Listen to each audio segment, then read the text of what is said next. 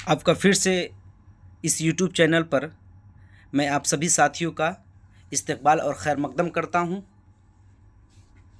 ये YouTube channel Urdu competitive paper के लिए एग्ज़ाम्स के लिए बनाए जा रहे हैं और इस YouTube चैनल पर जो भी मवाद उर्दू के मवाद आपको मुहैया कराया जाएगा, कंटेंट, वो सब NCERT कुतुब के हवाले से रहेगा।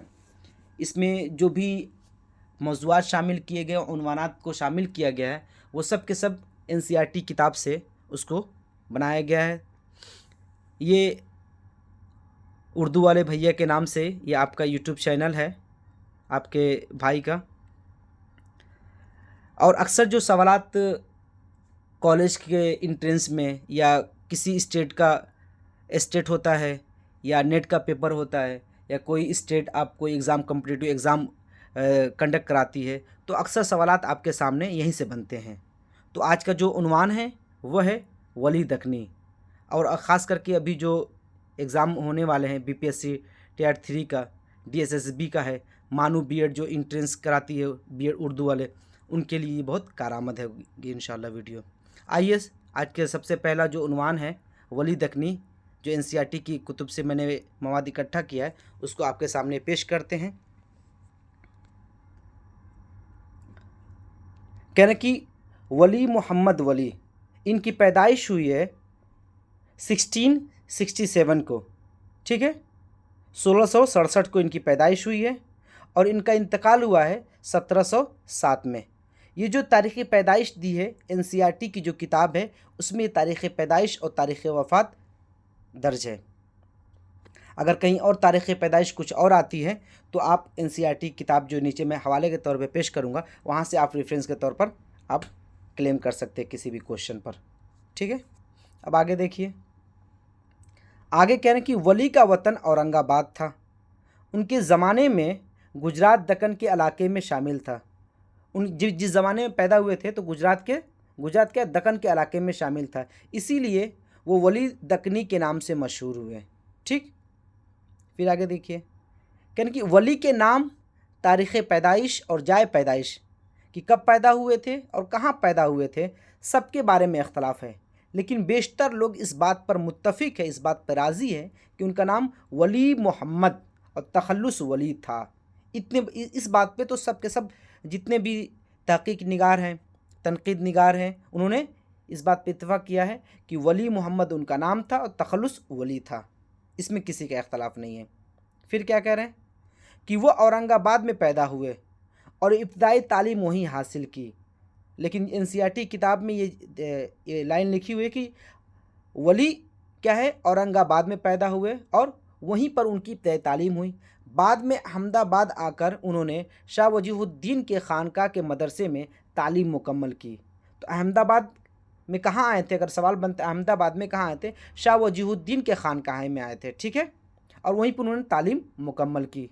और यहीं क्या है, यहीं शाह नूरुद्दीन सरवर्दी के मुरीद हुए। तो किसके मुरीद हुए वहाँ पे, शाह नूरुद्दीन सरवर्दी के, ये याद रखिएगा किनके मुरीद हुए। फिर कह रहे हैं वो सूफ़ी शाह सादुल्लाह गुलशन के मुरीद हुए।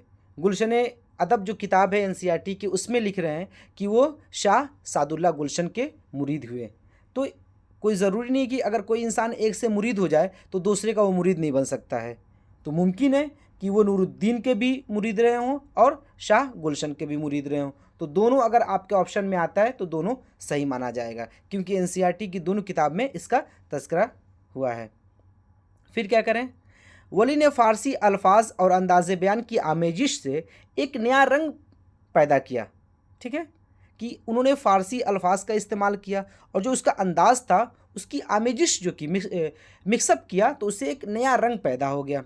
वली के कलाम का ये रंग न सिर्फ उनकी मकबूलियत का बाइस बना, बल्कि उस ज़माने के दिल्ली के शुअरा ने भी इसका असर कबूल किया, वो भी इसी अंदाज़ में शायरी करने लगे। वली का जो ये अंदाज़ था, सिर्फ वली ने ही नहीं अपनाया, उस वक्त जितने भी शुअरा थे, दिल्ली तक के जो भी शुअरा थे, उन्होंने भी वली के इस अंदाज़ को अपनाया, इख्तियार किया। फिर करें कि वली के असर से दिल्ली में उर्दू शायरी का चलन आम हुआ, जो आगे चलकर रोज़ बरोज़ तरक्की करता गया। तो वली के असर से ज़ेर असर क्या हुआ कि दिल्ली में भी उर्दू शायरी का चलन आम हो गया और ये तरक्की करती चली गई है। कहीं वली का इंतकाल अहमदाबाद में हुआ। वली अपने ज़माने के सबसे बड़े शायर थे।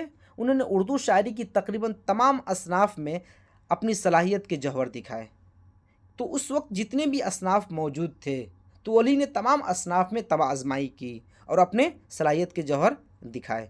ठीक है। वली से पहले कसीदा और मसनवी के रिवाज ज़्यादा था।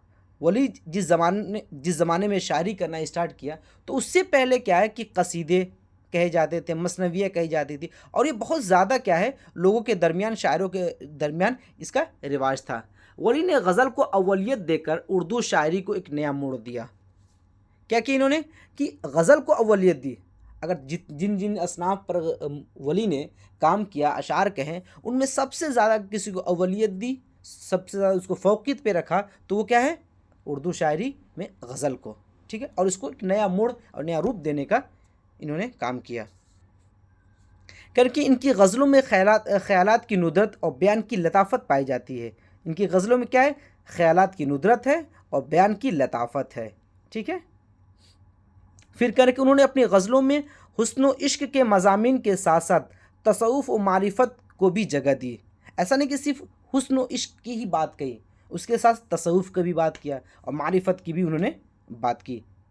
क्योंकि इश्किया वारदात और कैफियत के बयान में सुरूर मस्ती का अंदाज़ पाया जाता है। इनकी जो गज़लें हैं, जो इनके जो अशार हैं, उसमें क्या इश्किया वारदात और कैफियत के बयान में सुरूर और मस्ती का आप देखेंगे कहीं ना कहीं इनके अशार में, इनकी गज़लों में नुमाया नज़र आएगा आपको।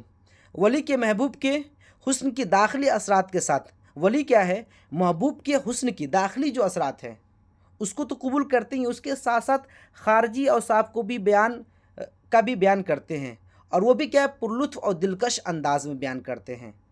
ऐसा नहीं कि वली क्या है महबूब के सिर्फ दाखिली जो असरात हैं, जो इफ़ेक्ट्स हो रहे हैं उस पर एक शायर पे, उसी की बयान कर रहे हैं, उसके खारजी जो औसाफ है, खूबियाँ जो है, उसको भी पुरलुत्फ़ और दिलकश अंदाज में वली ने बयान करने की कोशिश की है।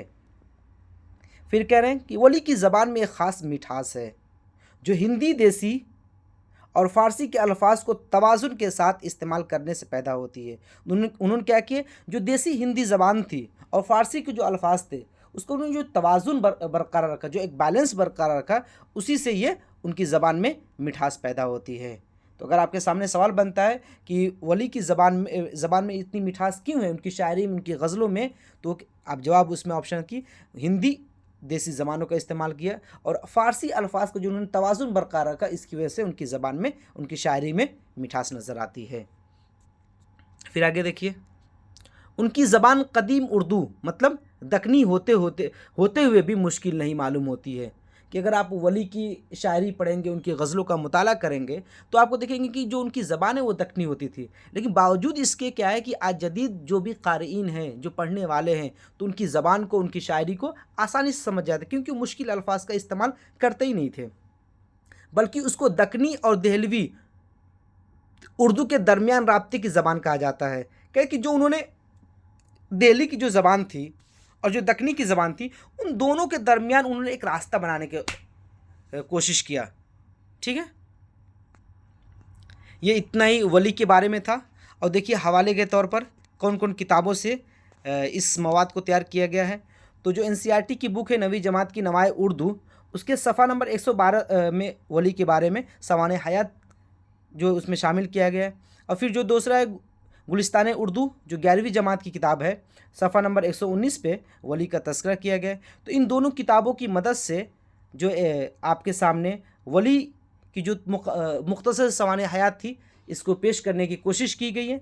अक्सर इसमें से सवालात आते हैं कि वली कहाँ के थे, उनकी पैदाइश कब हुई है, और वो किन के मुरीद हुए, उनकी शायरी की खूबियाँ क्या थी, और वली का पूरा नाम क्या था। तो ये आप याद रखिएगा। ठीक है, इंशाअल्लाह। और इस चैनल को आप लोग सब्सक्राइब करें और ज़्यादा से ज़्यादा अपने साथियों तक शेयर करें। अगले किस्त में, इस वीडियो की अगली किस्त में इंशाअल्लाह एक नए उन्वान के साथ मैं आपके सामने पेश हूँगा। तब तक के लिए अल्लाह हाफिज़।